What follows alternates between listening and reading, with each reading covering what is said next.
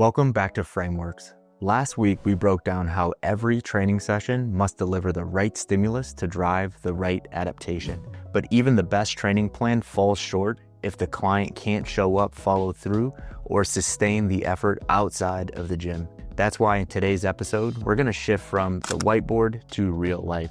We're talking about why the habit is the goal, not the macro, the supplement, or the perfect training routine. So in today's episode, I'm going to walk through how to coach lifestyle and nutrition changes that will actually stick, not just look good on paper. We'll break down a step-by-step approach in helping clients how to build foundational habits that support their training, their goals, and their long-term health. So let's get into it. All right, so our second framework that every coach should implement in their coaching practice is this idea of prescribing habits over only prescriptions or tactics. So most lifestyle and nutrition coaching fails because it's based on prescriptions and not behavior change. I would argue that a lot of coaches that get into lifestyle and nutrition coaching, they fall away from it and just go back to hyper focusing on exercise only because it's harder to coach people to implement new habits in their practice. And that's a lot harder than just saying, here's an A1, A2, B1, B2, do it, put in your weights, put in your reps, so on and so forth. This takes a little bit more reverse engineering. So a lot of coaches opt to just kind of stay away from, lifestyle and nutrition. And to be frank, especially in one-to-one coaching, this is where most of the impact actually happens, is in this type of coaching. And great coaches start with this question when they prescribe lifestyle and nutrition: will this stick? Okay. So if we go at it with that thinking, we're more likely to follow through. Okay. If we go at it with that thinking, we're more likely to give things that we believe are going to equal more long-term success. And we'll stay away from just saying like, eat this much protein, have at it, or sleep this many hours, have at it. Okay. So your job isn't to write the perfect plan. It's to guide your client toward the next right action. Okay. And we need to help them to build repeatable behaviors in their day-to-day life. So micro framework number one is start with the behavior, not the outcome. Okay, so don't lead with the end goal. Instead, lead with the behavior that's going to get us to the end goal. We do this all the time in exercise, right? So we think about the end goal and then we reverse engineer and we say, hey, you have to squat 100 pounds before you're going to squat 150, before you're going to eventually squat 200. Let's look at behavior change the same. Okay, so let's not lead with that end goal. Instead, let's lead with the behaviors that are going to get us to that end goal. Okay. So, how can this actually play out in real life? Okay. So, in real life, we might want people to, eat 200 grams of protein. Okay. I know that's like very specific, but bear with me for a second. We want someone to eat 200 grams of protein. Instead of saying, we want you to eat 200 grams of protein, go ahead and track that in Chronometer. What if we said, hey, you're eating 4 meals per day, okay? If my math serves me right, that would take 50 grams of protein per meal. That's a decent amount of protein, right? But maybe you're okay with falling short to start. So what if you said, hey, you eat 4 meals a day? What I want you to do is I want you to aim for 35 to 40 grams of protein every day. Okay, so your goal was to eat 200 grams. Maybe they're at 120 right now. That's a big step up. So 150 to 180 is going to be a lot better than where they are now. So you're okay with kind of missing that goal just to start. Okay, so they start eating that 35 grams of protein 4 times a day, and they're super consistent with it. Now that they're consistent with it, now you have a conversation around like, man, it's so awesome that you're, up by 50 grams of protein, 60 grams of protein per day. I want to add a little bit more. So you just add like a snack with 15 or 20 grams and you tell them exactly what that snack's going to be. Okay. So you're approaching it from that angle. So you're leading with actions that they can do consistently this week, this month, this year, instead of just saying like, hey, I want you to eat 200 grams of protein, have at it. Good luck. Okay. There's many, many more examples. If we want someone to drink water, okay. Let's say that we want someone to drink 120 ounces of water every day. And right now they're drinking 50. You give them the roadmap to get to the 120. Start your day with this much water. You're going on a walk. When you walk, drink this much water. Bring that water bottle with you. All of those things, right? Or maybe it is moving on a daily basis, right? Maybe the end goal is to, walk 30 minutes a day. You're looking at like, okay, I want them to walk 30 minutes a day. Maybe I just give them like little micro behaviors throughout the day that can lead to 30 total minutes on that given day. So you're like, hey, I want you to walk 10 minutes after breakfast, after lunch, and after dinner. Okay. So it gives them the actual behaviors that they need to do. And it's not just hyper focusing on the outcome and just the outcome. Okay.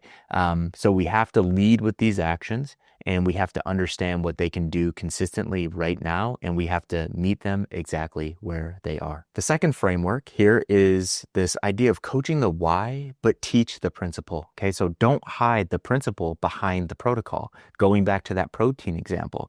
Okay, if they're eating protein at every meal, explain things like muscle protein synthesis. And maybe you don't use that term exactly, but explain what's happening and why it's good for them to have like pulses of protein feedings and relate it to their goal. Okay, so if someone wants to build some muscle, talk about, the why behind the prescription that you gave them and how that's going to lead them closer to their goal. Okay, maybe you talk about sticking with protein. Maybe you talk about satiety. Maybe this person's having a bunch of food cravings, but the goal isn't to, kill those food cravings. The goal is to put on muscle.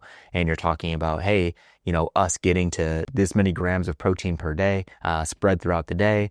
We're doing this muscle protein synthesis thing.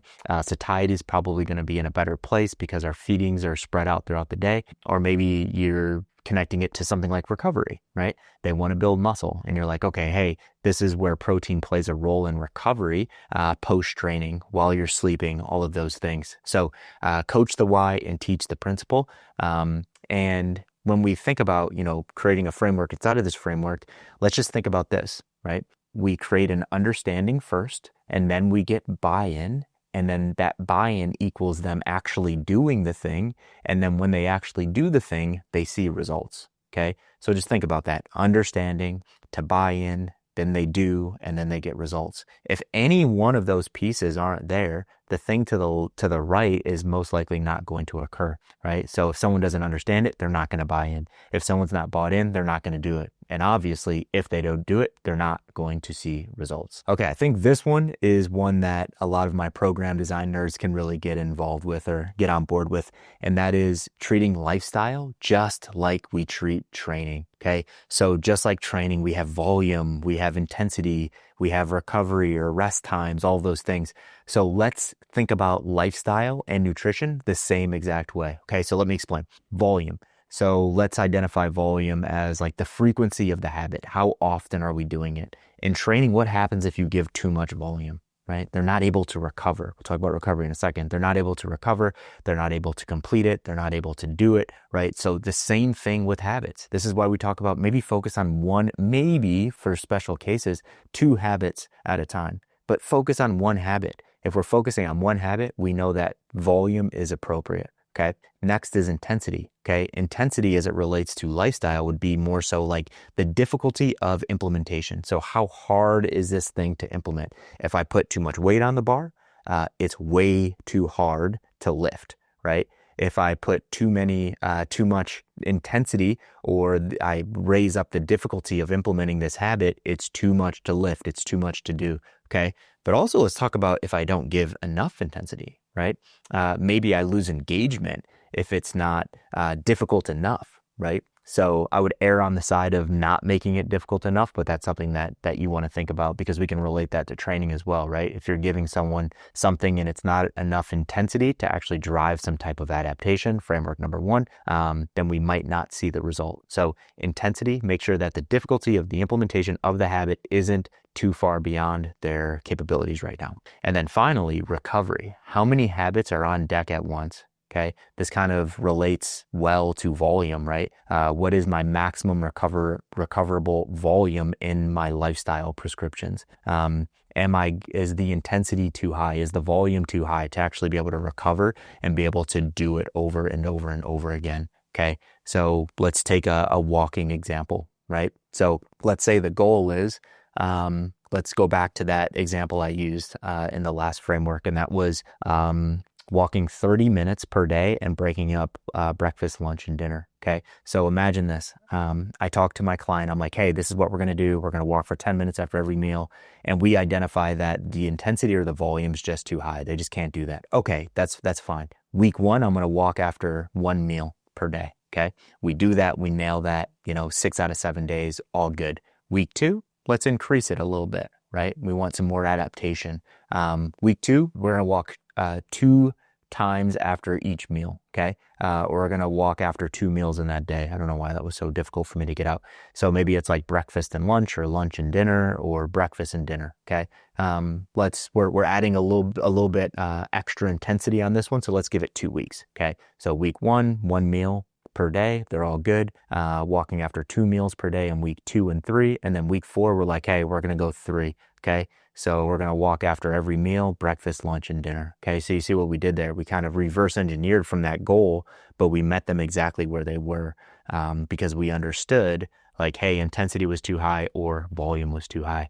So hope this one made sense, but let's make sure that we are treating lifestyle prescriptions very similarly to the way that we treat exercise, because I think a lot of us coaches, we're actually really good at designing training programs, but we're pretty poor at designing lifestyle and nutrition, because we lose the principles that we've created, or not created, that we follow in exercise. So let's carry those ones over to lifestyle. Now, when we talk about applying this framework, let's first talk about a mistake. Okay. So a mistake to avoid is giving a habit before asking if it is a good habit for them, or if it fits their current lifestyle or capabilities. Again, intensity. Can they actually do it? So first, agree on what that habit is going to be, and they need to sign off on it. They have to be on board, because if they're not on board, they're not bought in, right? So we need to get them bought in first. So that's number 1. We need to not make that mistake. Okay. After we have them bought in, let's talk about how we actually get them to apply this in their daily practice, right? Or in their day by day.